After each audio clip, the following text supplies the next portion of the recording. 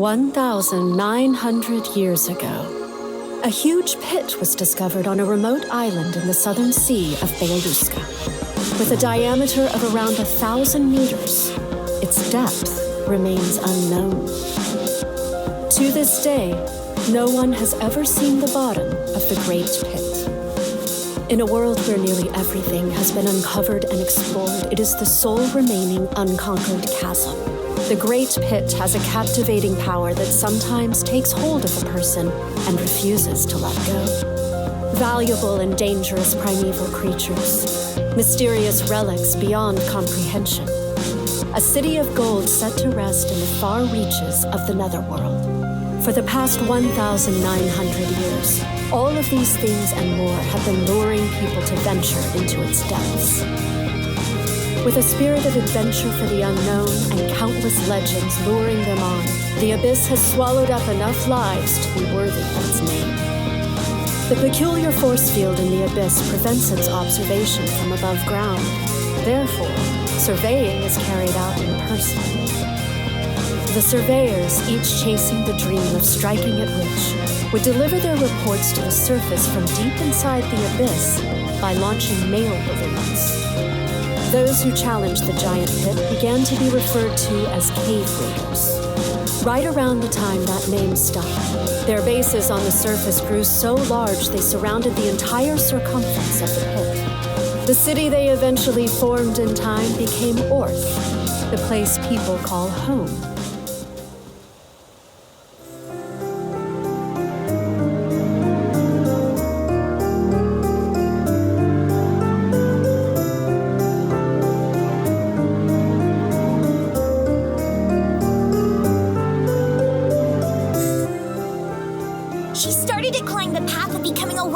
By discovering a special grade relic.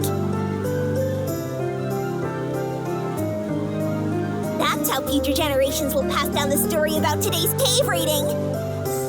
This again. There she goes. That's right! It's already begun! The adventures of the legendary cave raider, Riko! No.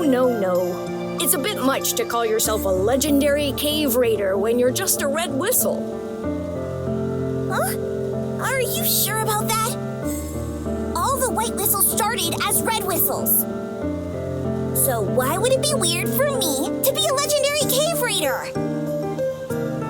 White whistles are admirable. I mean, they're the heroes of the country. But admiring them isn't exactly the same as wanting to be one. You know. They're truly the best of the best among us cave raiders! It's a bit too much for me. But you want to be a white whistle, right? Yep! From the moment I made a white whistle, I'll go all out! And make a ton of legends! For today's cave raiding, we get to go deeper, right? And then deeper in the next one! I keep on doing that. It's just a matter of time before I become a white whistle. A matter of time? Setting that white whistle stuff aside, I just want to hurry up and become a blue whistle. And then my goal is to become a moon whistle. Uh-huh. When you're a moon whistle, you are, of course, going to aim to become a black whistle, right? Well, most likely, I won't try to become a black whistle. What? But if you don't become a black whistle, you can't become a white whistle, the highest rank! It's okay. Rather than be a black whistle, I have something else I want to do. Something you want to do? Hey, you three! Are you guys even listening? Well, were you listening? Of course! I was really listening. Oh, then in that case, come over here, Riko.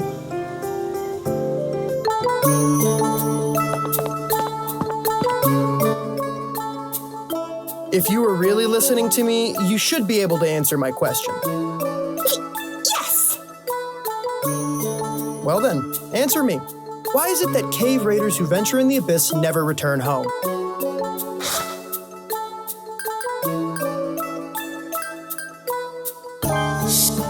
Because on the return trip, they get affected by the curse of the abyss. That is correct. We were reviewing the curse of the abyss. This time, listen up. As long as we are human, there is no way to escape the curse of the abyss. During the return trip from the abyss, a cave raider experiences intense afflictions to their body. These are called strains. This mysterious phenomenon of unknown origin is also called the curse of the abyss. The strains become more and more severe the deeper down you go. Strains encountered while ascending from the depth's first layer to the surface are mild dizziness and nausea. From the second layer to the first layer are intense nausea, headaches, and numbness of the extremities. From the third layer, in addition to the other effects, complications include losing your sense of balance as well as visual and auditory hallucinations.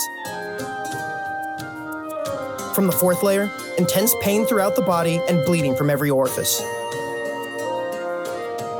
From the fifth layer, the loss of all senses, resulting in confusion and self-harm. Returning from the sixth layer means the loss of your humanity, or even death. The strain of ascending from the seventh layer is certain death. But don't worry, you guys, the Red Whistles, will descend up to 400 meters. In other words, you'll still be within the depths of the first layer. The strains you'll feel are mild dizziness and nausea. You won't feel much after you acclimate to them. All right. Regarding our upcoming cave raiding, I've divided the area up and assigned everyone a spot. You're unlikely to face much danger from primeval creatures and falling, but just in case, don't forget to pack your whistles and smoke screens. That's all. Any questions? Very well. I have something to say, too. There's just one thing I want to say. Those with whistles shouldn't think they're going out there simply to learn. Be mindful that you are students of the Guild's Orphanage. Strive to earn as much as you can. Do not shame your parents, who fell so nobly. Oh, there is one more thing. That makes two things. That makes two things. That's two things. Helping yourself to relics is strictly forbidden. Relics provide valuable income to the orphanage. So pocketing them is inexcusable. No matter the punishment, I don't want to hear any complaints. He knows it was me. Was it a star compass, a scale umbrella, or the sun sphere? Next time, the culprit will suffer more than simply being strung up naked. Keep that in mind. Oh, she doesn't know.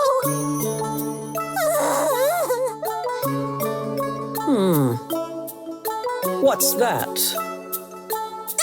It's nothing. I will personally go over each of your goals this mission. Whenever you are ready, come see me to hear your mission.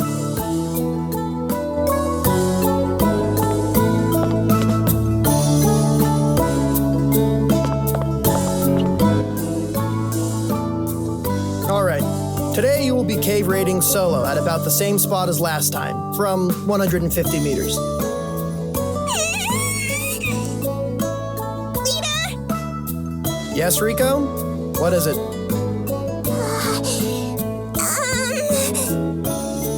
Please assign me someplace deeper? Please? That's a brazen request. Tell me, why exactly does one go cave raiding? Because there's a pit out there? No, it's because it's your job. This kind of thing is why you're still wetting the bed. To begin with, if you were to go down 400 meters with your current level of experience, simply heading back up again would be all you could handle. You're used to the spot I've assigned you. That should allow you to cave raid more efficiently. Am I wrong? Well, I want to quickly build up experience at deeper depths. To become a white whistle as soon as I can. And then, I want to catch up to my mother. I'll descend down as far as she did, and then... Not this time, but... Alright.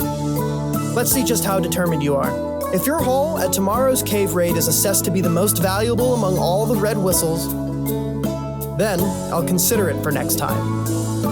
Understood. Well then, investigate the assigned area and bring back 10 relics.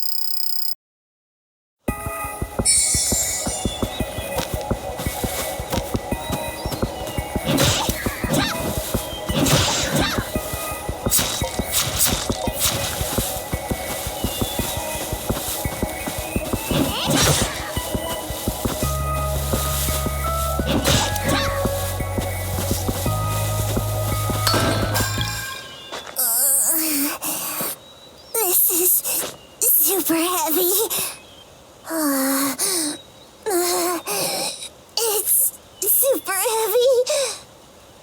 Oh, yeah. I'll get Nat to help. Hey! Nat! Nat! Nat! Where are you? Hey! If you're there, then say something!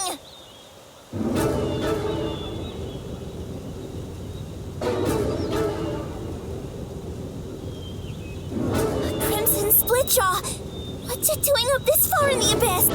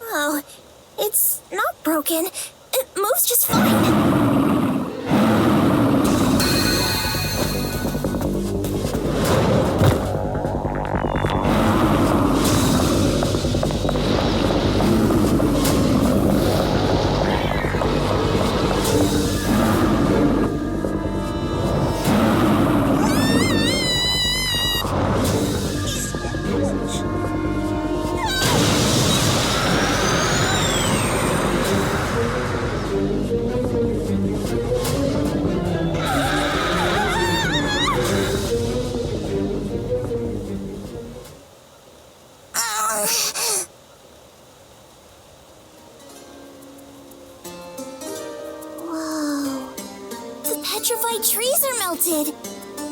I wonder what that light was.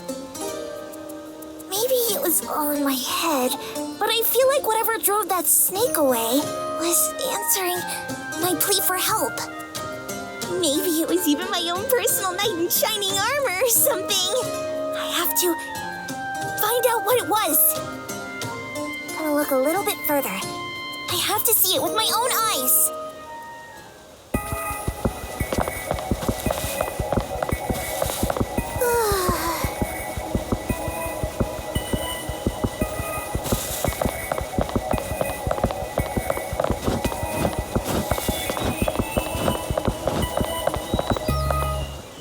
A kid? I don't remember there being a kid who looked like this in the Red Whistles. Hello there! Huh? No way! He's not breathing! I have to hurry and resuscitate him! He feels... He's not human! Machine? Wow! This is big! Never seen anything like this before! He's still warm. Must have been moving until just a moment ago. What fuel does he run on? Will food work? I mean, he's built like a human after all. But still, where did he come from?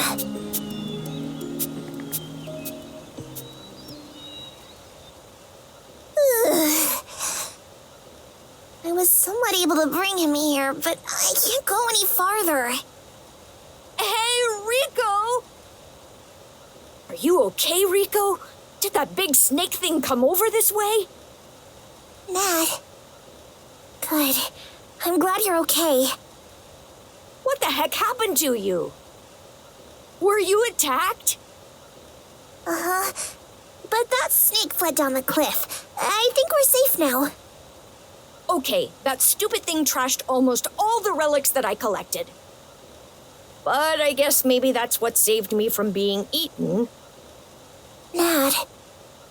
So he absolutely doesn't remember that I saved him. By the way, Riko, what is this? Did you kill him? Gee, no. I found him passed out and carried him here, but it seems he isn't human. What, really? Hey, Nat, let's take him back together. Help me. What? That's such a troublesome thing to do. First of all, this kid, who in the world is he? Well, it's kind of a long story.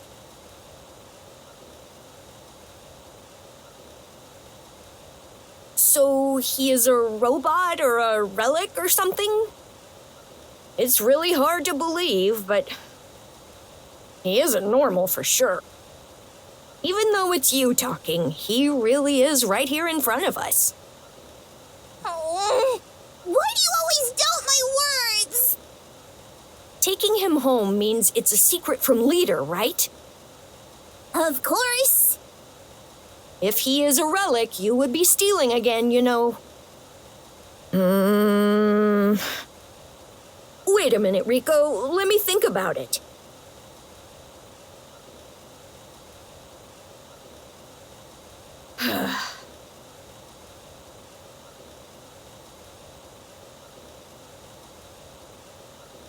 I gave it some thought. I know you won't stop even if I told you. So in that case, I will help you. But do you think it's okay to move him already?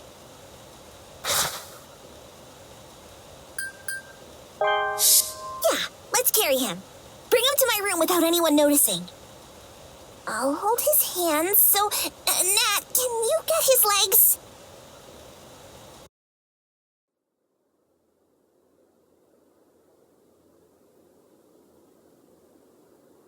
All right. First, let's do some research on this robot boy.